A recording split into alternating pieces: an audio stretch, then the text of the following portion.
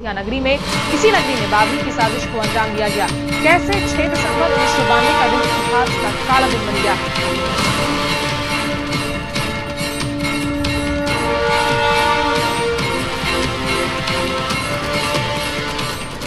क्या है राम मंदिर का इतिहास? कैसे भगवान श्री राम के मंदिर की जगह बनी मस्जिद? आखिर क्यों प्रभु श्री राम को अपनी ही अयोध्या नगरी में विराजने के लिए 500 साल का लंबा वक्त लगा? कब विराजेंगे प्रभु श्री राम अपने स्वर्ण सिंहासन पर? कौन है मीर बाकी जी जिन्होंने भगवान श्री राम से छीनी उन्हीं की जगह? कौन थे के मोहम्मद जिन्होंने राम मंदिर के सबूत मस्जिद के नीचे से खोज निकाले? अगर आप भी सभी सवालों के जवाब जानना चाहते हैं तो वीडियो के एंड तक बने रहें। आगे बढ़ने से पहले अगर आप हमारे चैनल फर्स्ट परसेप्शन पर पहली बार आए हैं तो इसे अभी सब्सक्राइब कर लें, क्योंकि यहाँ पर हम आपके लिए इसी तरह के नॉलेजेबल और इंटरेस्टिंग वीडियोस लाते रहते हैं। दोस्तों, भगवान राम की नगरी अयोध्या हजारों महापुरुषों की कर्मभूमि रही है। यह पवित्र भूमि हिंदुओं के लिए बहुत ही महत्वपूर्ण है। यहाँ पर भगवान राम का जन्म हुआ था। यह राम जन्मभूमि है। इस राम जन्मभूमि पर एक भव्य मंदिर बना था जिसे तोड़ दिया गया था। आओ जानते हैं कि वह भव्य मंदिर किसने बनाया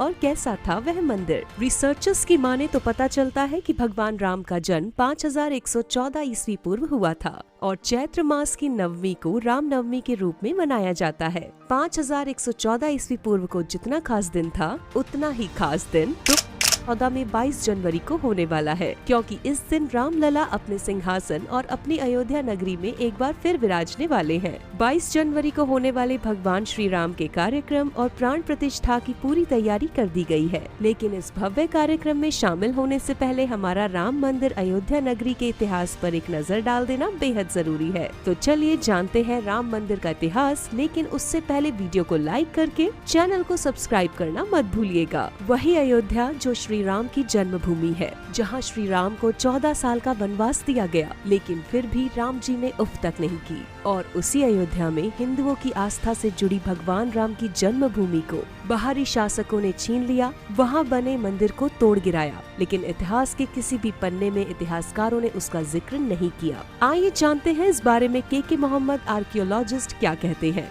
दोस्तों, इस बारे में के मोहम्मद जी का कहना है कि राम जन्मभूमि के पास जब खोज के लिए आर्कियोलॉजिस्ट की टीम का काम शुरू हुआ था, तब वहाँ से कुछ दूरी पर खुदाई का काम हुआ था। इस दौरान उन्होंने वहाँ मस्जिद में कुछ ऐसी चीजें देखी थी जिससे उन्हें विश्वास हो गया था कि ये राम मंदिर था। असल में ये बात है साल 1976 से 1977 की, जब आर्कियोलॉजिस्ट की टीम ने पहली खुदाई का काम शुरू किया था। तब उस टीम में के मोहम्मद भी शामिल थे। उन्होंने बताया कि जब आर्कियोलॉजिस्ट अपना काम करते हैं, तब काम शुरू करने से पहले उस जगह के आसपास की एक्सप्लोरेशन करते हैं। तब उन्होंने एक्सप्लोरेशन का टाइम देखा कि वहाँ जहाँ मस्जिद थी उस जगह पर मंदिर के चिन्ह मौजूद थे। के जी ने बताया कि मस्जिद में जो पिलर्स यूज किए थे वो पुराने जमाने के राम मंदिर के पिलर्स थे। अब इन पिलर्स के इतिहास की बात करें तो बात उस दौर की है जब 1527 में मुगल बादशाह बाबर के सिपल सालार मीर बाकी ने एक मस्जिद का निर्माण करवाया। इस मस्जिद को नाम दिया गया बाबरी मस्जिद, जिसका निर्माण उसी जगह पर करवाया गया था जहां हिंदुओं के मुताबिक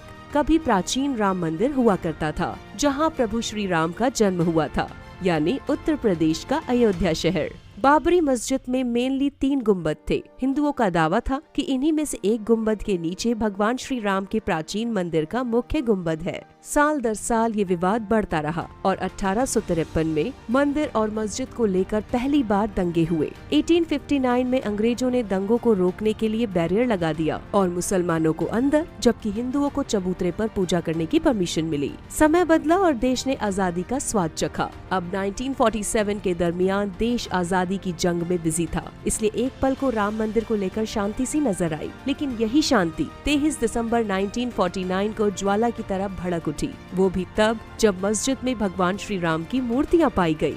इससे तो ये साफ हो गया था कि कहीं न कहीं यही भगवान श्री राम का प्राचीन मंदिर था, जिसे किसी मुस्लिम शासक ने भारत के ज्यादातर मंदिरों की तरह कुचल दिया था। हालांकि इन मूर्तियों पर मुस्लिमों ने दावा किया कि रात के अंधेरे में किसी ने चुपके से इन्हें अंदर रखा है। हालांकि सरकार ने दोनों ही पक्षों की बात से इस जगह को ही विवादित मान लिया और यहाँ ताला लटकवा दिया गया। लेकिन इसके ठीक 1 साल बाद यानी 1950 में फैजाबाद सिविल कोर्ट में 2 अर्जियां आई जिनमें रामलला की पूजा की परमिशन मांगी गई। अर्जियों पर सुनवाई हुई पर मामला अटक गया और पूरे 9 साल बाद एक बार फिर निर्मोही अखाड़ा की तरफ से तीसरी अर्जी कोर्ट में दाखिल हुई। लेकिन 1961 में सुन्नी वक्फ बोर्ड ने मस्जिद से भगवान श्री राम की मूर्तियों को हटाने की मांग कर डाली, जबकि 1984 में विश्व हिंदू परिषद ने एक कमेटी बनाई और दंगों आंदोलन के बीच 1986 को यूसी पांडे की याचिका पर फैजाबाद के जिला जज KM पांडे ने ताला हटवाया और हिंदुओं को पूजा की इजाजत भी दी।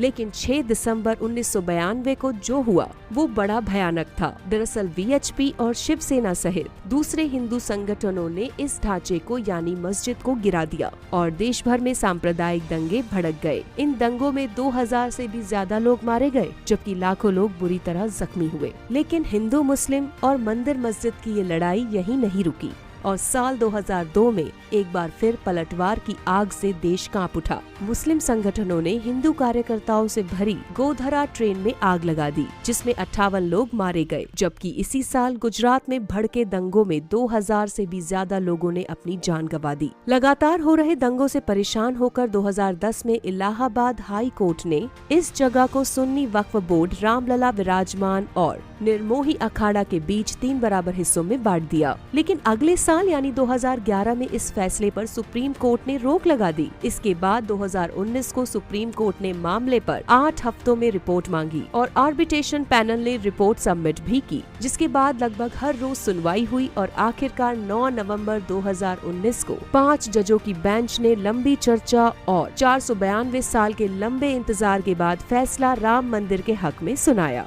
जिससे देश भर में लड्डू बंटने शुरू हो गए। हर तरफ ढोल नगाड़ों की थाप और आंखों में खुशी के आंसू नजर आए। हर कोई खुश था कि आखिरकार हजारों लोगों की बलि के बाद सही फैसला आ ही गया। यह फैसला सुनते ही देश भर में खुशी की लहर दौड़ गई। राम भक्तों के चेहरे मुस्कुरा उठे। देश भर में जय श्री राम के नारे गूंजे और इतिहास के पन्नों में स्वर्ण अक्षरों से लिखा गया 5 अगस्त 2020 का वह दिन, जब भारत के प्रधानमंत्री नरेंद्र मोदी ने अयोध्या नगरी में भगवान श्री राम के भव्य मंदिर की नींव रखी। 2020 के बाद से ही राम भक्तों को राम मंदिर के निर्माण का इंतजार है कि कब वह राम मंदिर में जाएं और अपने आराध्य प्रभु श्री राम के दर्शन करें।